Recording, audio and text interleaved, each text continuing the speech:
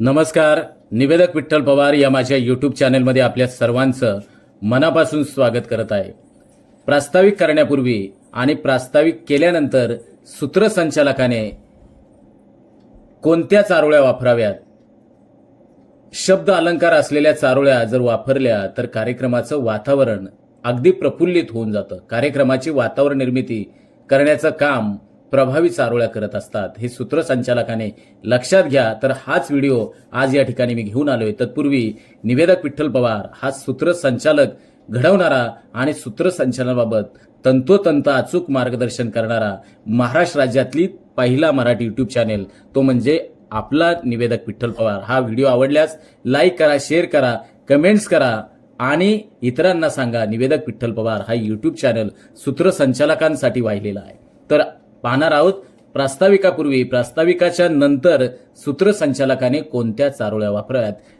या ठिकाणी प्रथमतः मनात आज उमललंय स्वप्नांचं गंधित फूल. मनात आज उमललंय स्वप्नांचं गंधित फूल, प्रत्येक क्षणात दडलेलं आनंदाचं झूल. या मंचावर सुरू होईल नव्या प्रवासाची चाल, उत्साहानं भरलेला नवीन अनुभवांचा वाळ. अशा रीतीनं चारोळी या ठिकाणी वापरावी. दुसरी चारोळी या ठिकाणी मी वापरतोय, आजचा दिवस खास आनंदाने सजलेला. आजचा दिवस खास आनंदाने सजलेला, प्रत्येक क्षण सुंदर स्वप्नांनी जडलेला. तुमच्या उपस्थितीची जादू खुलणार, या कार्यक्रमाचा रंग अजून उजळणार. आता तिसरी चारोळी या ठिकाणी आपण पाहणार आहोत, प्रत्येक क्षणात दडलेली नवी उमेद, मनात साठवली सुंदर नवीन भेट.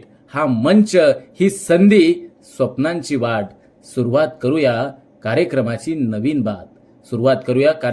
नवीन बात.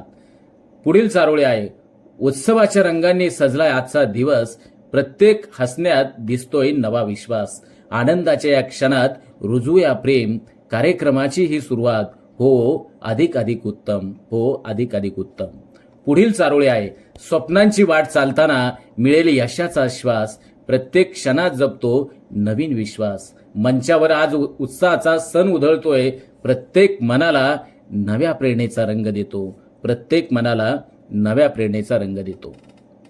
अशा रीतीनं सूत्रसंचालकानं प्रास्ताविकाच्या पूर्वी जे प्रास्ताविक सादर करणार आहेत त्यांच्यापूर्वी जर या चारोळ्या वापरल्या, त्यानंतर देखील वापरल्या, तर तुमचं सूत्रसंचालन अधिक खुलून, अधिक उठावदार आणि कार्यक्रमाला एक वेगळ्या प्रकारची उंची देण्याचं काम या चारोळ्या करतील असा माझा विश्वास आहे.